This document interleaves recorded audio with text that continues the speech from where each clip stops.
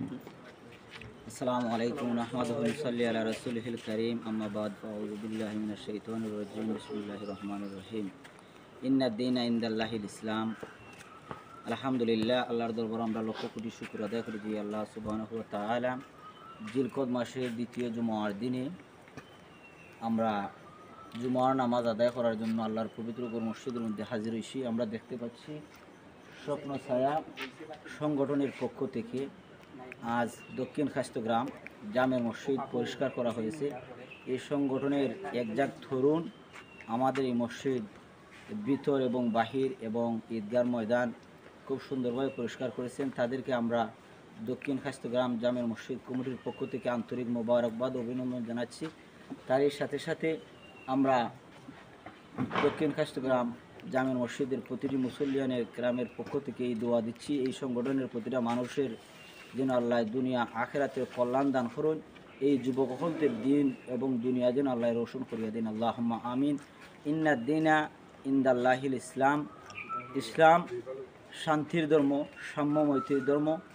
এই সুন্দর এই ধর্মের মধ্যে এই আল্লাহর পবিত্র গড় জান্নাতের বাগান আমার যেই যুবক ভাই ও বন্ধুরা ক্লিন করছুন, পরিষ্কার করছুন, এটা আত্মহুরু শত্রুল ইমান।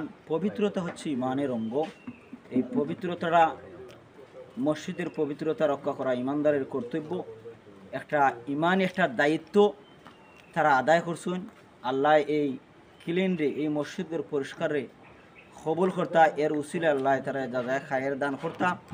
আর এই হাদিস শরীফের মধ্যে আছে মানুষের ইন্তেকালের ফুরে মানুষের সমস্ত আমলিয়াতের দোয়ার বন্ধ হয়ে যায়, কিন্তু মানুষ যদি দুনিয়ার জমিনও কিছু খাজ রাখিয়া দেন, এই খাজটা খবর গিয়েও সোয়াব অর্জন করা যায়। তার মধ্যে প্রথম হচ্ছে উপকারী ইলিম। যদি দুনিয়ার জমিনে একজন মানুষই উপকারী ইলিম, যেমন কোরআন শিক্ষা যদি করে দেওয়া যায়, আর এই কোরআন শিক্ষার সবটা তাই খবরও গিয়েও পাইবা। হুক আল্লাহুম্মা আমিন। 2 নম্বর কাজ হচ্ছে গিয়া যেমন মসজিদ, রাস্তাঘাট নির্মাণ করিয়া যদি যায়, খবরও গিয়াও এই মসজিদ, মাদ্রাসা, রাস্তাঘাট নির্মাণ করিয়া গেলে তার একটা সোয়াব পাইবা। হুক আল্লাহুম্মা আমিন।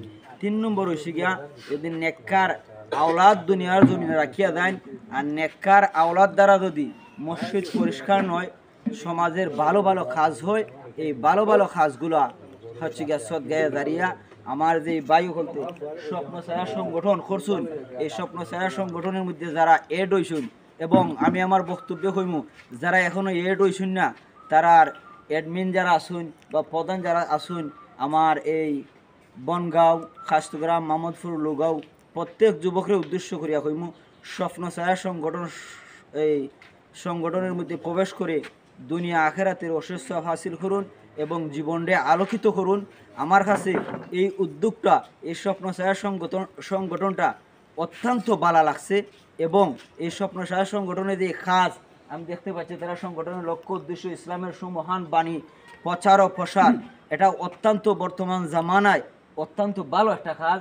ইসলামের প্রচার এবং প্রসার, এতিম অসহায় সুবিধা বঞ্চিত শিশুদের লেখাপড়ার সুযোগ সুবিধাও তারা করিয়া দেন, গরিব অসহায় মানুষদের প্রশিক্ষণের মাধ্যমে বেকারত্ব দূর করিয়া দেন। এই যে সংগঠনের লক্ষ্য উদ্দেশ্য। আর একটা উদ্দেশ্য হচ্ছে গিয়া দুরাগ্য ব্যতীতে আক্রান্ত গরিব দুঃখী মানুষের সুচিকিৎসা, এই চিকিৎসার তারা সহায়তা করুন, তারা যতটুকু তারা সামর্থ্য আছে এই অনুসারে সমাজের প্রচলিত ভিন্ন কুসংস্কার দূরীভূত করতে সচেতনতা গড়ে তোলা।